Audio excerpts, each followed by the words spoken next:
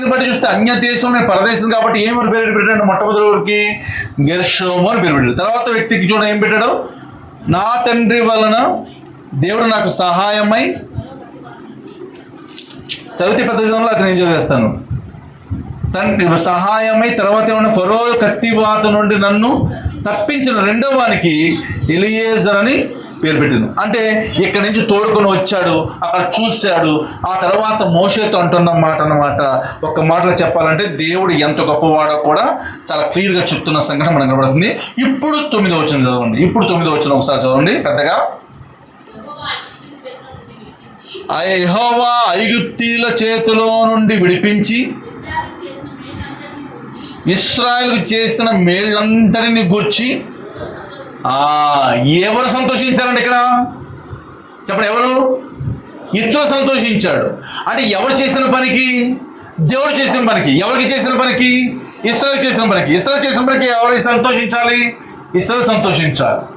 కానీ దేవుడు చేసిన పనికి ఇత్రో అన్య దేశంలో ఉన్నవాడు, అయినా అతను మిద్యాను యాజకుడుగా ఉన్న ఈ ఇత్రో సంతోషించాడు. కాబట్టే ఈ 10వ వచనంలో మనం చదువుకున్న వాక్య భాగ ప్రకారంగా అతను దేవుని సందులో ఫరో చేతిలో, రెండు ఐగుప్తు చేతిలో నుండి విడిపించినందుకు యెహోవా స్తుతించబడును గాక అంటున్నాడు.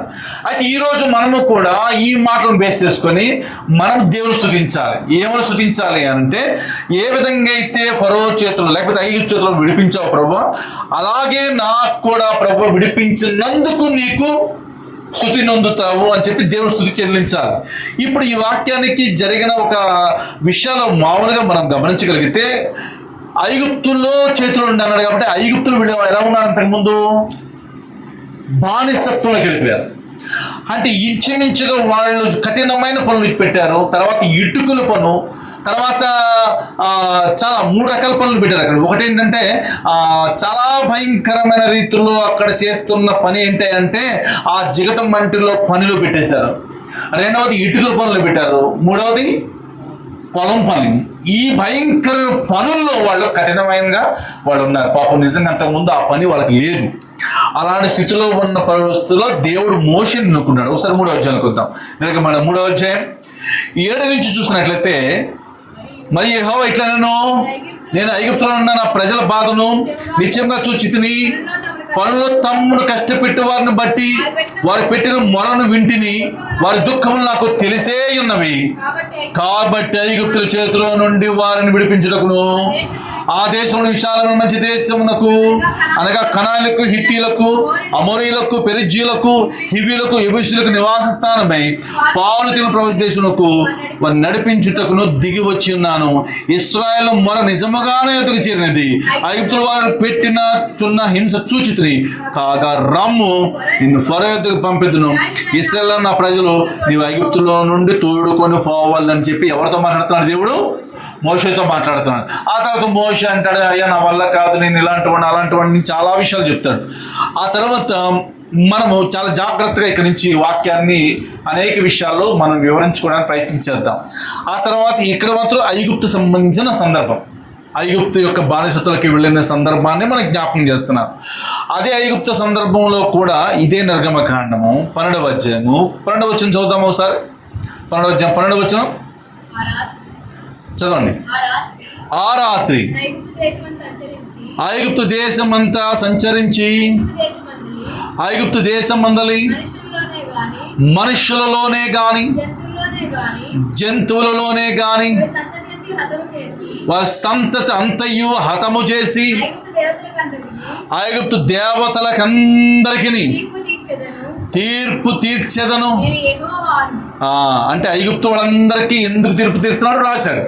అందుకని దేవుడికి ఐగుప్తు మీద కోపం వచ్చింది అని చెప్పడానికి కారణం అవుతుంది. కాబట్టి అంతకుముందు వాళ్ళు వెళ్ళిన బానిసత్వపు సన్నిధి, ఆ పరిస్థితులు మనం చూడగలిగితే ఇంకా చాలా విషయాలు. ఐగుప్తు అనే మాటకు వాస్తవానికి హీబ్రూ పదములో మనం మిశ్రాయిం అనే పేరు వింటాం, గుర్తుందా? మిశ్రాయిం అంటే హీబ్రూలో మిజ్రాయిం అంటారు. ఆ మాట బైబిల్లో ఫస్ట్ ఎక్కడ వచ్చిందంటే ఆది కాండంలో ఉంటుంది. ఆ మాట ఆది కాండం 10వ అధ్యాయం 6వ వచనంలో మనం చూడగలిగితే అక్కడ ఎవరో మిశ్రాయిం చూడండి, హాము కుమారుడు కూషు, మిశ్రాయిము. అంటే ఇందులో మిశ్రాయిము అంటేనే ఐగుప్తు అని పూర్వపు నామం అనమాట ఇది. ఆ తర్వాత ఇక్కడ మిశ్రాయిము అనే పేరును మనం చూస్తాం.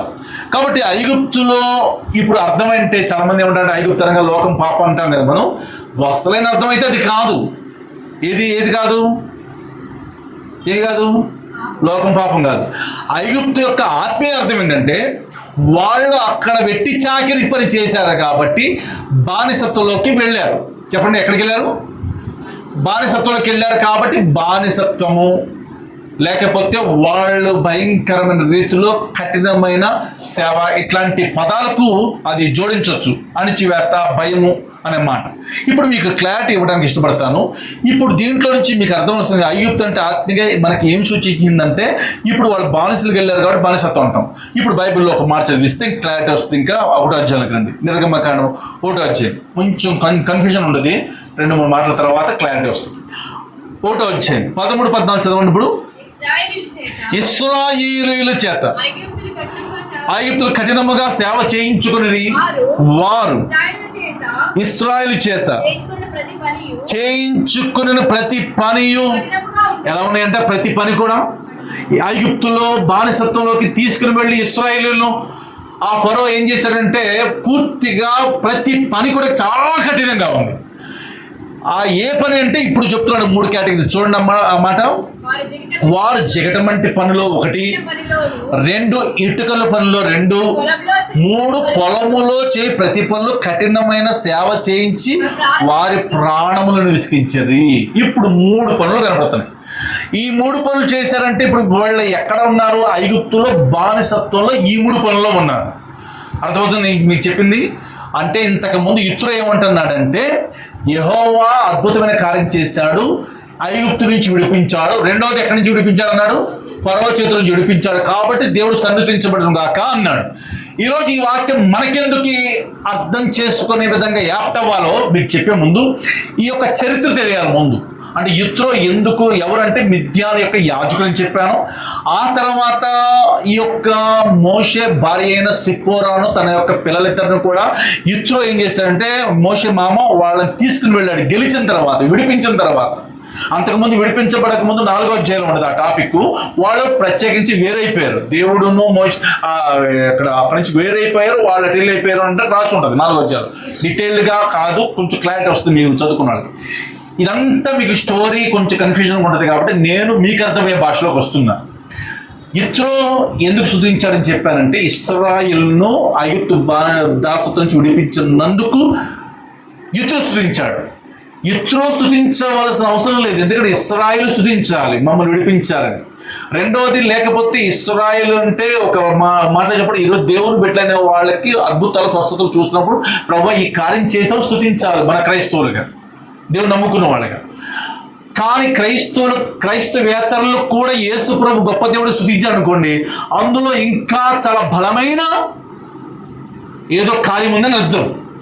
అక్కడ యిత్రో కూడా అదే జరుగుతున్నాడు అన్నమాట. దేవుడు ఇంత గొప్ప కార్యం చేశాడు కాబట్టి యెహోవా సన్నిధించబడును గాక అన్నాడు. అది మన మూలవాక్యం నుంచి మాట. అయితే ఎక్కడి నుంచి విడిపించాడని చెప్పి 2 మాటలు చెప్పాడు అంటే ఐగుప్తు బానిసత్వం నుంచి, రెండవది ఫరో చేతుల నుంచి విడిపించినందుకు స్తుతించాడు.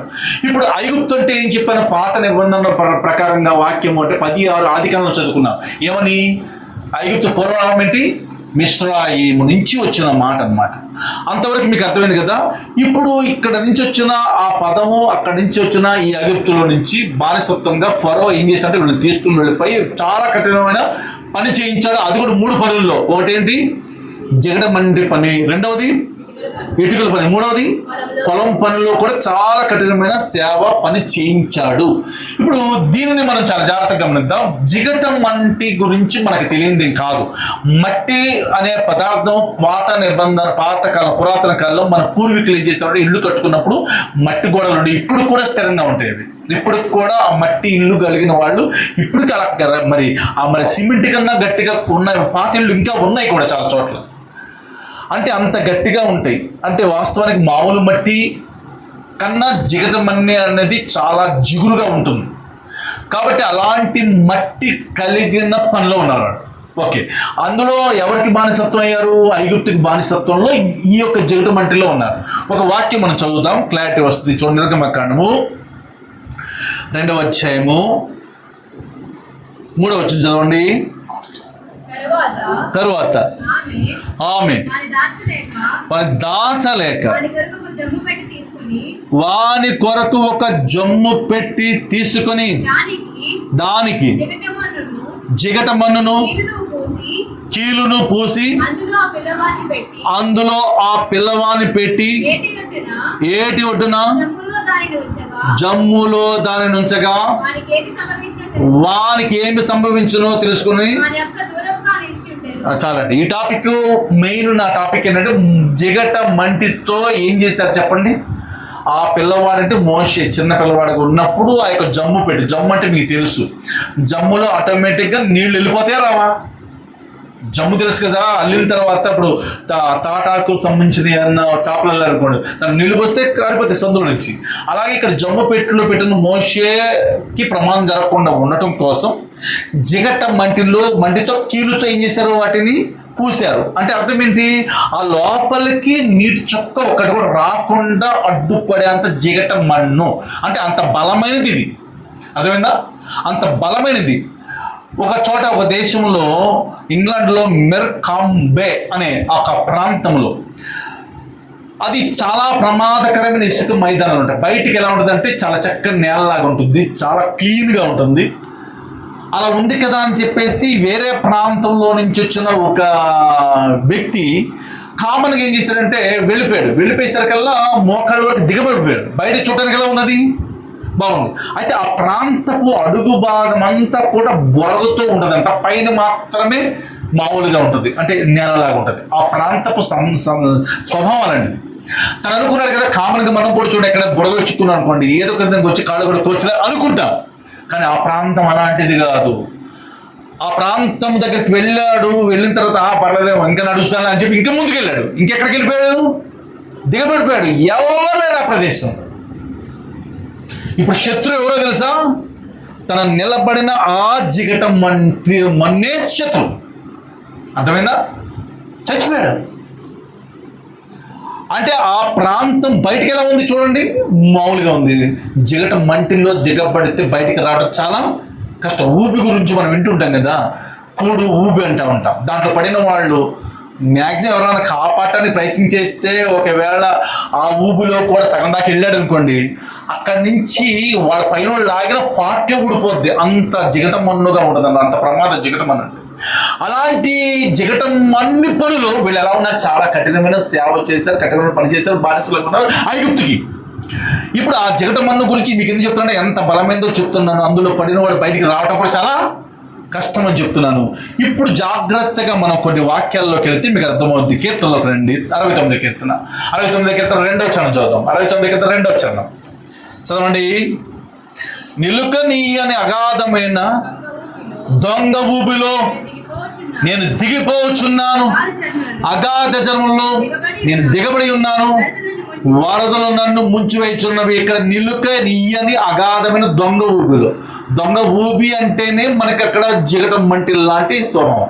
అంటే ఇండైరెక్ట్గా మనకి స్పిరిచువల్ మీనింగ్లోకి వస్తే దొంగ ఊబి అంటే నీకు నాకు తెలియాలి. భౌతికమైన ప్లేస్లో మనం చాలా చక్కగా ఉన్నాం, మంచి ప్లేస్లో ఉన్నాం, మంచి స్థిరంగా ఉన్నాం, మంచి అందంగా అన్ని పనులు చేసుకోగలుగుతున్నాం. కానీ ఇక్కడ దావీదు చెప్తున్న మాట, ఈ నిలుకనీయని అగాధమైన దొంగ ఊబిలో నేను దిగిపోయాను అన్నాడు. అదేంటి అంటే నిజమైన దొంగ ఊబి అంటే ఏది, జిగట మన్ను కలిగినదా కాదు. ఏదో ఒక ఊబిలో మనం కూడా ఏమవుతున్నాం, చాలాసార్లు దిగిపోతున్నాం. అది బయటికి రానివ్వట్లేదు. పైకి చూస్తేనేమో బాగా నేల సాఫీగానే ఉంది, బయటికి చూస్తే మంచిగా ఉంది సందర్భం. కానీ వద్దనుకున్న కొన్నిసార్లు ఆ గొయ్యిలో, ఆ యొక్క ఊబిలో, ఆ యొక్క పుడులో, ఆ యొక్క గుంట్లో పడిపోతుంటారు. ఐగుప్తు అనే దాంట్లో బానిసలుగా ఉన్న జిగటం వంటి పనులు ఏ విధంగా ఏమైతే కఠినమైన సేవ వాళ్ళు చేస్తూ బానిసలైపోయారో, ఈరోజు కూడా మనము కొన్ని వాటిలో దొంగ ఊబిలో పడి బయటికి రాలేకపోతున్నాము. ఒక మాట చూద్దాం, ఇంటే మీ క్లారిటీ కోసం చెప్తున్నాను. ఎందుకంటే ఒకసారి ఫస్ట్ ఇలాంటి గొయ్యి లేకపోతే జిగటం మంటి కలిగిన గుంట స్పిరిచువల్గా ఏంటో మనం బైబిల్లో చూద్దాం. కీర్తనలోనే 5వ కీర్తన 9వ చరణం. 5వ కీర్తన 9వ చరణం అదే కదా 9వ వచనం. వారి నోట యథార్థత లేదు, వారి అంతరంగం. ఫస్ట్ జాగ్రత్తగా గమనించండి, వారి నోట యథార్థత లేదంటే ఏముందని అర్థం చెప్పాలి పెద్దగా. యథార్థత లేదంటే ఏం చేయాలి? ఇప్పుడు చెప్పారు కదా, అబద్ధాలు ఉన్నాయి. ఫస్ట్ గుంట అబద్ధం అనే గుంటలో పడిపోతున్నారు చాలా. అంటే జిగటం మన్ను ఏ విధంగా పడిపోతే పైకి లేవలేకపోతున్నా, అబద్ధం అనేది ఈజీగా కామన్ అయిపోతుంది. అందులో చిన్నదే కదండి, అదే ఉందిలే అనుకుంటూ ఇప్పటికి అది క్లీన్ చేసుకోకుండా ఎంతమంది ఉన్నారు చెప్పండి. ఇప్పటికి ప్రభు ఈ చిన్న అబద్ధం ఆడాను ప్రభు, నేను ఇంకా చెయ్యను, ఇంకా అబద్ధం ఆడను అని క్లీన్ చేసుకుని పైకి రాగలిగిన వాళ్ళు ఉన్నారా? ఆటోమేటిక్గా అబద్ధాన్ని ఇంకో అబద్ధం జోడి చేస్తున్నాం. అవసరమైతే ఈరోజు క్లీన్ చేసుకుని రేపొద్దు మళ్ళీ కూడా ఆడుతున్నాం. అంటే ఏమని అర్థమవుతుందంటే, మనము ఈ అబద్ధం అనే గుంటలో, లేకపోతే జిగట మన్ను కలిగిన అబద్ధం అనే గుంట నుంచి పైకి రాలేకపోతున్నాం. అబద్ధం చాలా ప్రమాదం, అబద్ధం చిన్నదే అనిపిస్తుంది. అందుకని దాన్ని ఒప్పుకోవడం కూడా మనకి ఈజీగా ప్రభు అబద్ధాలు క్షమించి అనేస్తాం కదా. ఎందుకంటే అబద్ధం అనే ఆ గుంట, ఇందాక చెప్పిన జిగట మంటల్లో పడిన ఆ పర్సన్, ఇందాక చెప్పాను కదా ఒక వ్యక్తి ఏ విధంగా ఇంగ్లాండ్ దేశంలో ఆ ప్రాంతం పైకి బాగుంది కదా అని చాలామంది తెలుసు అనుకుంటా, ఆ ప్లేస్కి వెళ్ళలేదు. ఒకసారి నేను అది నర్సాపురం దగ్గర ఉంటుంది బీచ్, ఏంటది ఆ పేరుపాలెం బీచ్కి ఒకసారి మాకు హైదరాబాద్ నుంచి ఎవరు బంధువులు వస్తే వెళ్ళాం. వెళితే అక్కడ ఆల్రెడీ ఇక్కడి నుంచి కనీసం ఒక 1/2 కిలోమీటర్ వరకు చాలా ఏమంటారు నీళ్ళు ఏం లేవు. నాకేం తెలుసు, పెద్ద గొప్ప వాళ్ళకి వెళ్ళిపోతుంటే పోలీసులు ఎక్కడి నుంచి పరిగెత్తుకుంటూ వచ్చారు, దాటకూడదు అన్నాడు. అంటే ఇంకా కిలోమీటర్ దగ్గర ఉంటుంది అవతల, నా తెలియకి వెళ్ళిపోతున్నాను. ఏం కావాలంటే అంటే వెళ్ళతో డేంజర్ అంటున్నాడు. ఆ హెచ్చరిక పరిగెత్తుకుంటూ నేను ఇంకా వాళ్ళ మాట వింటాం కదా మనం. అంటే ఒకవేళ చెప్పకపోతే నేను చాలా దూరం వెళ్ళిపోయేవాడిని. అంటే అది తెలియక వచ్చే ఆ యొక్క ఆ తరంగం అంట సడన్గా వచ్చేస్తుంది అంట. అందుకని ఆ ప్లేస్ దాటి మాత్రం వెళ్ళొద్దని చెప్పేసి అన్నాడు. ఆ ప్లేస్ దాటితే ఒక 1/2 కిలోమీటర్ పైన ఉందన్నమాట. కనిపి చూపు మేర నీళ్ళే లేవు. అంటే నేనేమనుకో ప్రమాదం ఉండదు అనుకుంటున్నా. మనము కూడా చాలాసార్లు సమానం ఉంది కదా అనుకుని వెళ్ళిపోతే అక్కడికి వెళితే ఏముంది? ప్రమాదం ఉంది. ప్రమాదం. నిన్న అనుకుంటా ఒక వ్యక్తి వాళ్ళ అమ్మ iPhone 15 ఇవ్వలేదని, వాళ్ళ నాన్న వాళ్ళు ఇవ్వలేదని చెప్పి వాడు లోయ దగ్గరికి వెళ్ళి ఎండింగ్లో నించుని భయపెట్టాడు. ఎండింగ్ అంటే ఆ లోయకి ఎడ్జ్లో నించున్నాడు. వాళ్ళ అమ్మ ఏడుస్తుంది, అయ్యా నీకు దండం పెడితే ఏం కావాలో ఇస్తానంటుంది.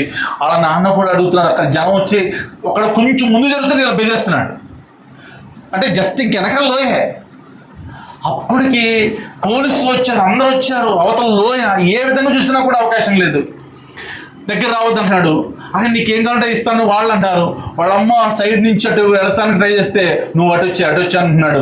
మొత్తానికి మాత్రం వాళ్ళని దగ్గర అనేకుండా ట్రై చేశాడు. వాళ్ళ నాన్న అది కదరా బతులాడుకుంటా పాపం దగ్గరకు వచ్చాడు. వచ్చేసరికల్లా వాడు వెనక్కి మూవ్ అయిపోయాడు. వాడు పట్టుకుపోయి వాళ్ళ నాన్న కూడా పడిపోయాడు. ఇద్దరు చచ్చిపోయేసరికి వాళ్ళ తల్లి కూడా పడిపోయింది, చచ్చిపోయింది.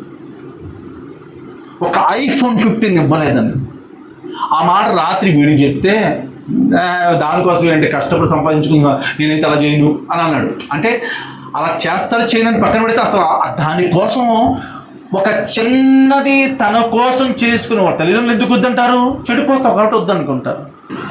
చెడిపోతామంటే దాంట్లో ఆ వయసు కాదు నీది. రెండోది దాని అంత అవసరత నీకు లేదు. అవసరత ఉంటే గ్యారంటీగా నువ్వు ఇప్పిస్తాను. కాబట్టి ఎంత ప్రమాదకరమైన గుంట అంటే అబద్ధం చాలా ప్రమాదమైనది. అది జిగటం మంటిలో పడిన వ్యక్తి ఏ విధంగా అయితే ఇరుక్కుపోయి రాకుండా చనిపోయాడు ఇంగ్లాండ్ దేశంలో, అలాగే మనం కూడా ఆ అబద్ధం అనేది ఎలా ఉంటుంది? మనకి ఊబిలా కనపడుతుందా? అది పెద్ద కనపడుతుంది చెప్పండి, కామన్గా లైన్గా ఉంటుంది. కానీ దాంట్లో పడితే అలా అలా అలా వెళ్ళిపోయి ప్రకటన 21:8 దగ్గరికి వెళ్తాం. వెళితే లాస్ట్ లైన్ ఏంటి? అబద్ధికులందరూ అగ్ని గంధకములు మండు గుండములలో పాలు పొందుదురు. అది పెద్ద గుంట, అది ఇంకా గుంట. ఇంకా బయటకు రావడం ఇక్కడ రాలేదు. ఇప్పుడు చిన్నదే కదా వదిలేస్తే, ఆ చిన్నదే కదా ఒప్పుకొని విడిచిపెట్టకపోతే, అబద్ధం కామన్ అయిపోయితే, కామన్గా ఎవరికైనా ఫోన్ చేసినప్పుడు ఏంటి బాబు ఎలా ఉన్నావు అంటే బాగున్నావు అంటారు. బాగుంది. ఎక్కడ ఉన్నావు అంటే ఉండేది నడదువాలి, కానీ ఇప్పుడు అంటే రాజమండ్రిలో ఉన్నానంటాడు. ఎదురుగుండెలు నిల్చునేవాడిని. ఎదురుగుండెలు నిల్చుంటే ఏమైంది? మళ్ళీ వెంటనే ఇంకొక అబద్ధం ఆడతారు. ఏమని? నిన్ను చూస్తే నేను ఏమనుకుంటావని ఇలా చేశానని ఓడుకుంటారు. అంటే అబద్ధమునకు ఇంకొక అబద్ధం జోడించటం. రాస్తున్న అబద్ధమైన గుంట, నోటి యథార్థత లేదని గుంట. రెండవది ఇక్కడ రాస్తు వారి అంతరంగము, చెప్పండి, నాశనకరమైన గుంట. చెప్పండి ఏంటి అంతరంగం? అంతరంగం అంటే బాహ్యరంగం కాదు. అంతరంగం గురించి మీకు తెలుసు కదా, 17:9. చెప్పండి. హృదయము అన్నిటికంటే మోసకరమైంది, అది అంతరంగమే కదా. అది ఘోరమైన వ్యాధి కదా, దాన్ని గ్రహించగలవాడు. ఇది రెండవ గుంట, అంతరంగం అనే గుంట. బయటికి చూడటానికి చాలా చక్కని తెల్లని వస్త్రాలు వేసుకోవచ్చు, అఫీషియల్ వస్త్రాలు నేను వేసుకోవచ్చు, మీరు వేసుకోవచ్చు. మంచి ఏదైనా కార్యక్రమం జరుగుతున్నప్పుడు, అకేషన్గా ఉన్నప్పుడు, మ్యారేజ్ ఫంక్షన్కి వెళ్తున్నప్పుడు వాళ్ళ డ్రెస్ అపేరెన్స్ అన్నీ చాలా బాగుండొచ్చు. కానీ లోపల ఏంటి అంతరంగం అనే దాంట్లోది ఎవరికి తెలియదు. కానీ ఒకడు చూస్తున్నాడే లేదు బైబిల్ ప్రకారంగా. ఎక్కడ? ఇదే 17. చెప్పండి ఎన్నో వచ్చిన 10 వచ్చింది చదవండి. ఒకని ప్రవర్తనను బట్టి వారి క్రియల ఫలము చొప్పున ప్రతీకారము చేయుటకు యెహోవా అను నేను హృదయమును ఏం చేస్తాడైనా ఆయన చూడగలడు. హృదయం పరిశోధించువాడు. అంతరింద్ర లోపల అవయవాలు ఉంటాయి, అంతరింద్రులు వాటిని పరీక్ష చేస్తున్నాడు. దేనికి ఉపయోగపడుతున్నాయి, ఈ అవయవం దేనికి వాడుతున్నాడు ఈ కుర్రవాడు, ఈ అమ్మాయి అని దేవుడు చూస్తున్నాడు. లోపల భాగంలోకి వెళ్ళి ఆయన స్కాన్ చేస్తున్నాడు, అబ్జర్వ్ చేస్తున్నాడు. ఇప్పుడు చెప్పండి, రెండవ గుంట అంతరంగమైన నాశనకరమైన గుంట. ఫస్ట్ గుంట ఏంటి? అబద్ధముల గుంట. రెండవ గుంట ఏంటి? నాశనకరమైన అంతరంగపు గుంట. మర్చిపోద్ది మాట. అందుకని దీని గురించి మీకు అందరు తెలిసిన 2:24 ప్రకారం యోహాను సువార్తలో కూడా యేసు మనుషుని ఆంతర్యమును చూస్తున్నాడు. ఆంతర్యమును చూస్తే లోపలంతా ఘోరమైన వ్యాధి, లోపలంతా కుళ్ళు, భయంకరమైన పరిస్థితులు. అందుకనే వారి రెండవ మాట మనం చదువుకున్నట్లుగా ఏమని రాసుకున్నామంటే, వారి నోట యథార్థత లేదు, అబద్ధమైన గుంట. 2, వారి అంతరంగము నాశనకరమైన గుంట. మరి ఈ 2 గుంటలని జిగటం మంటి పనిలో నువ్వు ఇంకా బానిసత్వంలో ఉన్నావా అనిపిస్తుంది. ఇది చిన్నదే కదా అబద్ధం అనుకుంటావా లేదా? మనస్ఫూర్తిగా చెప్పండి, గ్యారంటీ అనుకుంటాం. కానీ ఆ చిన్నదే అనుకున్న ఈ మైదానంలోకి అడుగుపెట్టిన వ్యక్తి ఏమైపోయాడు? మునిగిపోయి పైకి రాలేక చనిపోయాడు. చిన్నదే కదా అనుకున్నది నువ్వేం చేయాలి? ప్రాక్టీస్ చేయి. ప్రభా చిన్నదే ప్రభా, కొంచెం మురికైంది, కడుక్కొని ఇంకా బయటకు వచ్చేస్తాను, మళ్ళీ తిరిగి ప్రాక్టీస్ చేసి ఆ మైదానంలోకి నేను అబద్ధంలోకి వెళ్ళను అన్నవాడుగా. అర్థమవుతుందా? రెండవది అంతరంగము, లోపల దాగి ఉన్నది. లోపల ఏంటో నీకు తెలుసు. నేను నిన్ను 4 సార్లు కోపించుకుంటే, నిజంగా లాస్ట్ వీక్ మిమ్మల్ని కొంతమంది నేను చాలా చాలా చాలా కోపించుకున్న వాళ్ళు ఉన్నారు. కానీ నిజంగా వాళ్ళ మనసులో ఏమనుకోలేదు, బయటికి మాత్రం ఎవరు కూడా నన్ను ఇది అనుకోలేదు. నేను చాలా ప్రభు దగ్గరికి వెళ్ళి ప్రభువా నేను వాళ్ళు చేసే ఆ సందర్భంలో కోపడ్డాను ప్రభువా, అది వాళ్ళ మనసులోకి ఎక్కడ చూపించకూడదు ప్రభువా. చాలా ఏడ్చాను, నమ్మండి. ఈ వారమంతా కూడా జ్ఞాపకం చేసుకుంటూ వచ్చు.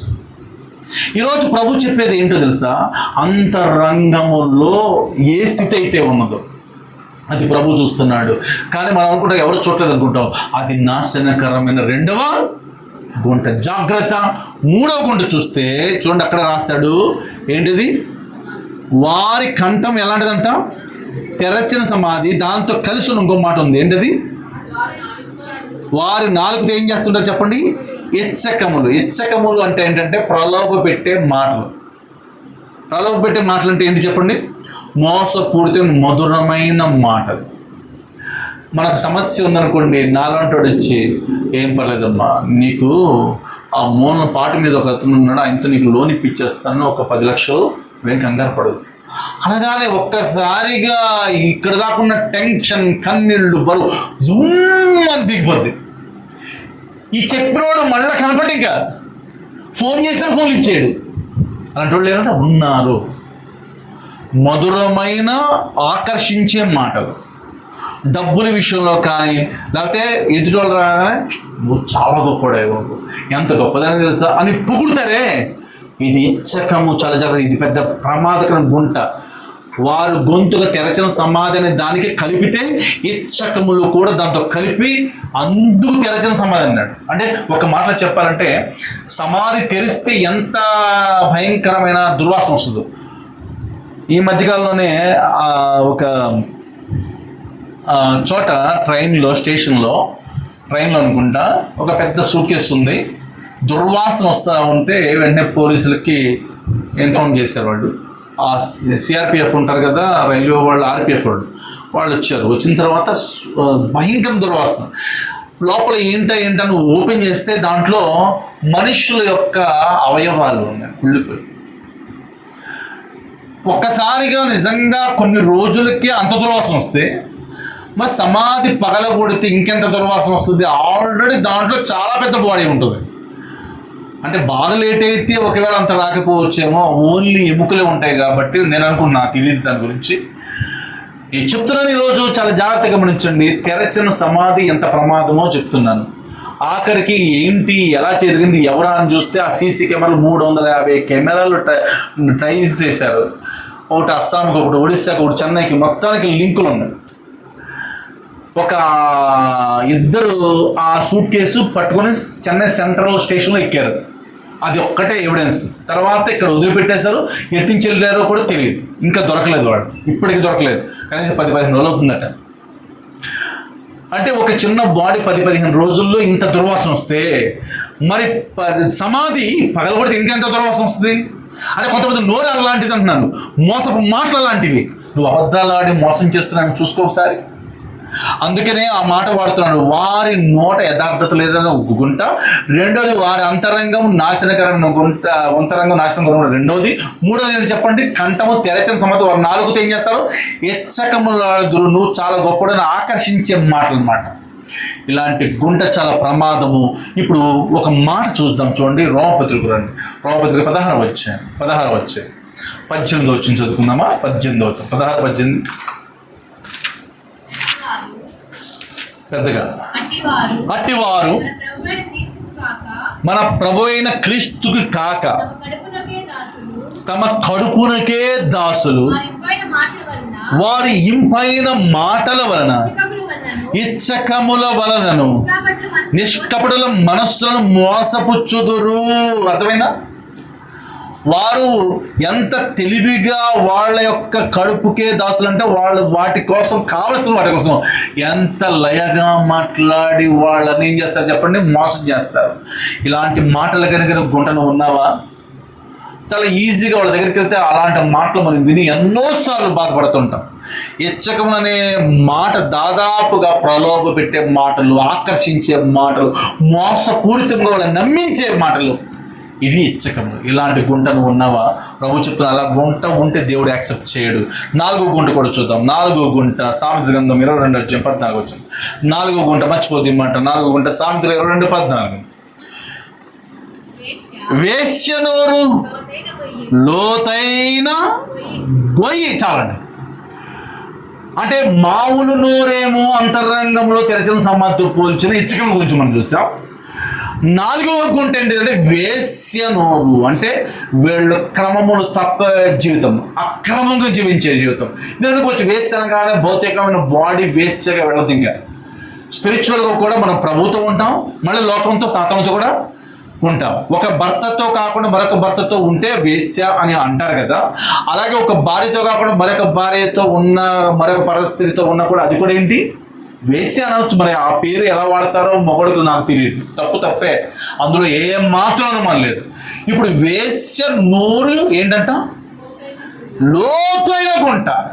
ఇదే జిగటమ్మన్ను 4వది. నువ్వే దేంట్లో ఉన్నావు? అబద్ధాల గుంటలో ఉన్నావా? లేక రెండవది చెప్పండి, ఏం చెప్పాను? నాశనకరమైన అంతరంగపు గుంటలో ఉన్నావా? 3వది ఇచ్చకములనే గుంటలో ఉన్నావా? 4వది వేశ్య నోరు. అంటే వేశ్య దగ్గరికి వెళ్ళదు అని చెప్తున్నాను. వేశ్య లాంటి స్వభావం, దేవుడు కాకుండా దేవుడితో ఉండి మళ్ళా పాపంతో ఉంటే, మరలా లోకంతో ఉంటే, మళ్ళా చెడుతో ఉంటే అది వేశ్య. అవునా కదా? ఇప్పుడు మనమే చెప్తాం. ఎవరైనా చూడండి, భర్త అనే ప్రేమిస్తూ భర్తతో ఉన్న భార్య అలా కాకుండా ఎవరికైనా అక్రమం కలిగి ఉంటే అది పెద్ద న్యూస్గా మనం వింటుంటామే, అదిగో వేశ్య ఇది అని అంటూ ఉంటాం. అయితే ప్రభువు చెప్తున్నాడు, ప్రభువే మనకు భర్త. నిన్ను సృష్టించడం నీకు భర్తను 54 యెషయా మనం చూస్తాం. ఆయన కాకుండా మనం ఎవరిని ప్రేమిస్తున్నామంటే లోకమే కదా. లోకం అంటే సాతానే కదా. సాతాను ప్రేమిస్తున్నాం. మనం కూడా ఎవరై ఉంటాం? ఇప్పుడు మన నోరు ఇప్పుడు ఏంటి? లోతైన గొయ్యి. వేశ్య నోరే కాదు. ఇప్పుడు అదే సామెతలు 5వ గుంటగా చూస్తాం చూడండి, 23-27. సామెత 23-27. 23-27 చదవండి. వేశ్య లోతైన, అంటే వేశ్య నోరు గొయ్యి అని చెప్పాడు ఇందాక. ఇప్పుడు ఏమన్నాడు? వేస్తే లోతైన గొయ్యి. తర్వాత ఇంకోటి ఉంది, పరస్త్రీ ఇరుకైన గుంట. అర్థమైందా మీకు? 5వ గుంట పరస్త్రీ అనే గుంట. పరస్త్రీ అంటే అర్థం ఏంటి తెలుసా? ప్రభు కాకుండా అని ఇందాక చెప్పిన దానికి సబబే. కానీ దీంట్లో దేన్ని యాడ్ చేయొచ్చు అంటే, మనము దేవుని యొక్క బిడ్డలుగా ఉన్న పరిశుద్ధంగా ఉన్న జీవితమును కలిగి ఉన్న వాళ్ళతో మనం ఏం చేయాలంటే సహవాసం చేయాలి. అందుకనే 106:25 ఉంటారు, అన్యజనులతో సహవాసము చేసి వారి క్రియలు నేర్చుకొని రేవి వారికి విగ్రహం పూజ చేస్తారు, అవి వారికి ఉరి అంటాడు. 135 కదా, 135. అంటే నిజంగా చెప్పాలంటే నువ్వు ఎవరితో సహవాసం చేయాలని అర్థమవుతుంది? మనవాళ్ళతోనే. మనవాళ్ళతో అంటే క్యాస్ట్ కాదు, ఇక్కడ యేసు ప్రభు బిడ్డలుగా ఉన్న విశ్వాసులతో నువ్వు కలిసి ఏం చేయాలి? సహవాసం చేయాలి. కానీ ఇక్కడ రాసు పరస్త్రీ అన్నాడు. పరస్త్రీ అంటే క్రమం తప్పిన జీవితం అని అర్థం. అలా ఉన్నావు. ఎన్ని గుంటలు పడ్డావు? 5 గుంటలు పడ్డావు. ఇలా పడ్డ వాళ్ళు ఎంత ప్రమాదం తెలుసా? కీర్తన 7:15 చదువుదాం. కీర్తన 7:15. వాడు ఎవడు 5 రకాల్లో ఒకడైనా సరే నాలో అంటాడు నీళ్ళు అంటాడని ఎవరైనా ఉండుంటే వాడంటే గుంట తవ్వి లోతు చేసి, అంటే బయటకు రావడానికి ఇష్టపట్ల, ఇంకా దిగుతున్నాడు. అబద్ధాలు ఆడితే అబద్ధాల్లో అంతరంగము భయంకర నాశనకర గుంటలో పడితే ఇంకా నాశనం అయిపోతున్నా. 3వది ఏం చెప్పాను మీకు? ఇచ్చకములు అనే గుంట పడితే మోసం చేసే గుంట, దాంట్లోనే ఇంకా లోపలికి. 4వది ఏం చెప్పాను? వేశ్య లోతైన గొయ్యి, దాంట్లోనే పరస్త్రీ అనే 5వ గుంటలో వెళితే లోతుకు తవ్వేస్తున్నాడు. తవ్వితే ఏమవుతుంది? తాను తవ్విన గుంటలో తానే పడిపోతాడు, మునిగిపోయి చనిపోతాడు అని అర్థం. అర్థమైందా మీకు? దాంట్లో మునిగిపోతే ఏమైపోయింది? మైదానంలో ఇంగ్లాండ్లో చనిపోయాడు, ఉక్కిరి బిక్కిరి అయిపోయి చనిపోయాడు.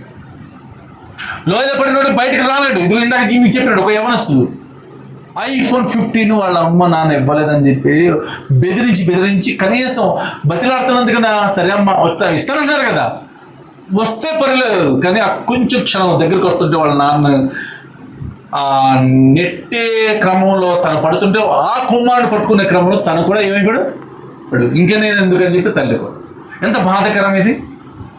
అంటే అందులో పడిన వాడు పైకి రాలేడు. అందుకనే లోతు చేసి తాము తవ్విన గుంటలో తానే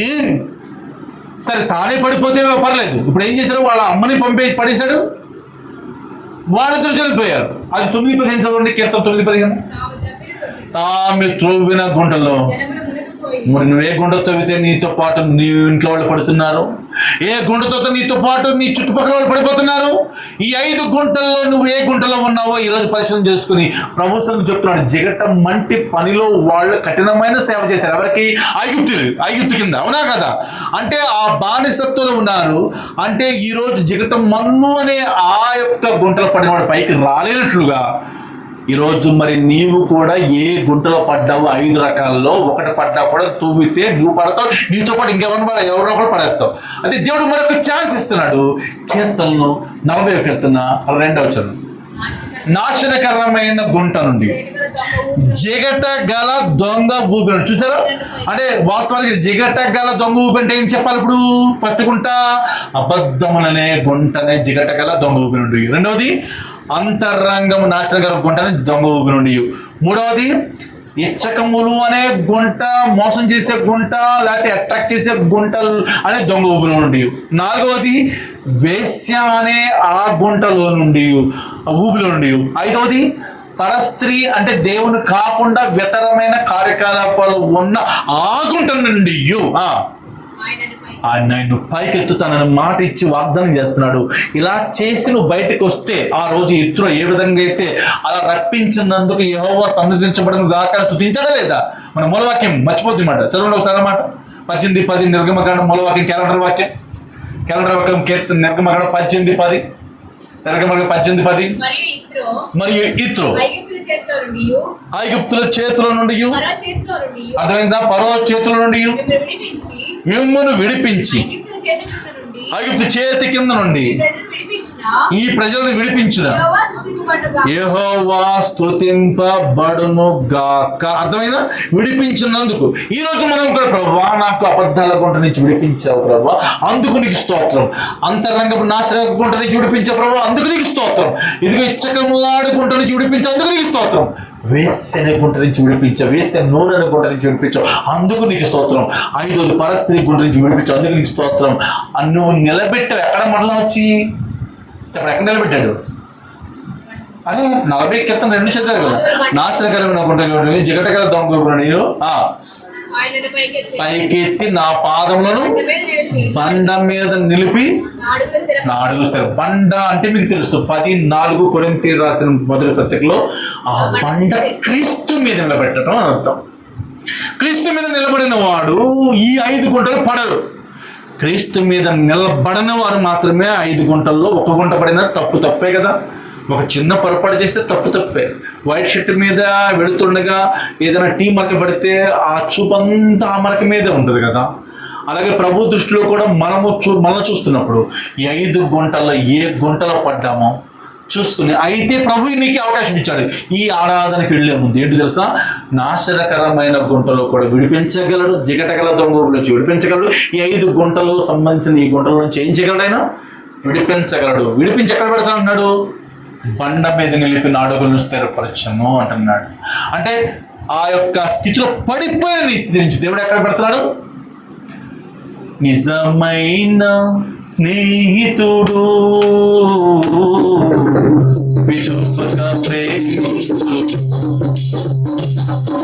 నిజమైన స్నేహితుడు విడువక ప్రేమించు, వెంట నుండి నన్ను పైకి లేపిన యేసయ్యా, దీన దశలో నన్ను లేపిన యేసయ్యా, వెంట నుండి నన్ను పైకి లేపిన యేసయ్యా, దీన దశలో నన్ను లేపిన యేసయ్యా, దీనమైన స్థితి నుండి లేవదీసినాడు, దీనమైన స్థితి నుండి లేవదీసినాడు. నిజమైన స్నేహితుడు విడువక ప్రేమించు,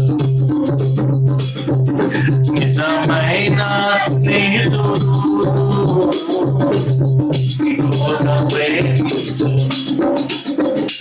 కాబట్టి ఆ యొక్క 5 రకాల గుంటల్లో నుంచి కొన్ని విడిపించగలిగిన అవకాశం ఆ రోజు వాళ్ళకి ఇచ్చాడు. ఐగుప్తునే వాటిలోంచి బానిసత్వంలోంచి చూసాం కదన్నమాట. విడిపించినందుకు ఇత్రో అంటున్నాడు మోషే మామ, ఆ ఇస్రాయేలు విడిపించినందుకు యెహోవా సన్నిధించబడును గాక అని. ఈరోజు నీవు నిజమైన ఆత్మీయమైన ఇశ్రాయేలు అయితే ఈ 5 గుంటల నుంచి నన్ను విడిపించినందుకు నీకు ఏం చెల్లించాలి? స్తోత్రం. ఈ బానిసత్వంలో 5లో ఉన్నాను, 5లో 1 ఉన్నట్టే కాబట్టి వాటి నుంచి విడిపించినందుకు స్తోత్రం చెప్పు. అప్పుడే దేవుని దగ్గరికి అది చేర్చబడుతుంది. దేవుని దగ్గర నుంచి మనకి నిజమైన ఆశీర్వాదం వస్తుంది. అట్టి కృప చేత దేవుడు సహాయం చేసి నడిపించును గాక. ఆమేన్. ఒక పాట పాడుకున్న తర్వాత మనం ముగించుకుందాం. 4వ పాట.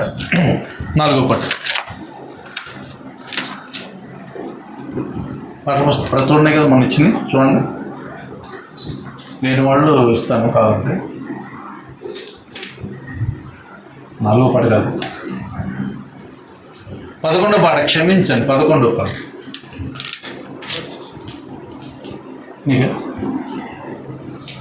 నీకు తీసుకో.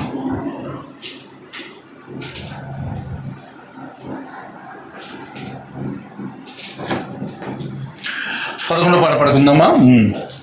పరిశుద్ధ గ్రంథమా, పరిశుద్ధ గ్రంథమా, పరిశుద్ధ గ్రంథమా, ఇది నీవే. పరిశుద్ధ గ్రంథమా, పరిశుద్ధ గ్రంథమా, పరిశుద్ధ గ్రంథమా, మానవాళి జ్ఞానమే వైభవమతకి రత్నమే, మానవాళి జ్ఞానమే వైభవమతకి రత్నమే, స్వర్గం చూపే దీపమే మారి మంటల మెచ్చే. పరిశుద్ధ గ్రంథమా, పరిశుద్ధ గ్రంథమా, పరిశుద్ధ గ్రంథమా, పరిశుద్ధ గ్రంథమా, పరిశుద్ధ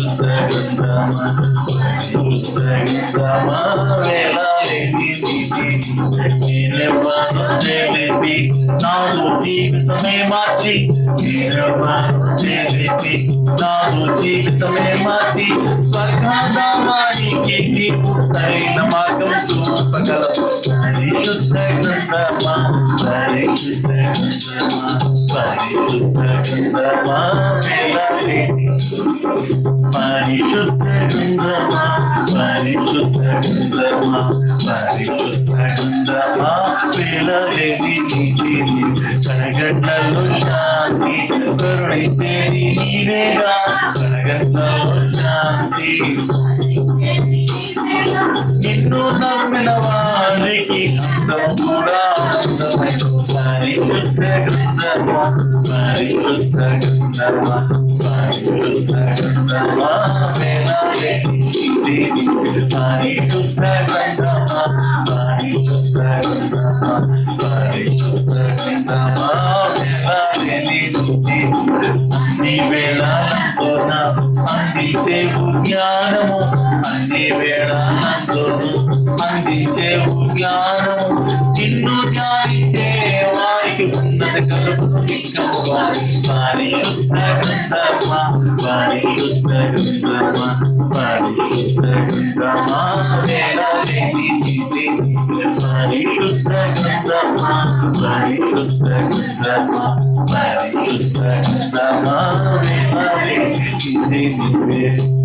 మోకరించండి. వాక్య ప్రకారమైన రీతిలో ఆరంచండి. పెద్దగా చేయండి. బిగ్గరగా మీ స్వరాన్ని ఎత్తి బట్టి వినపడదని చేయండి.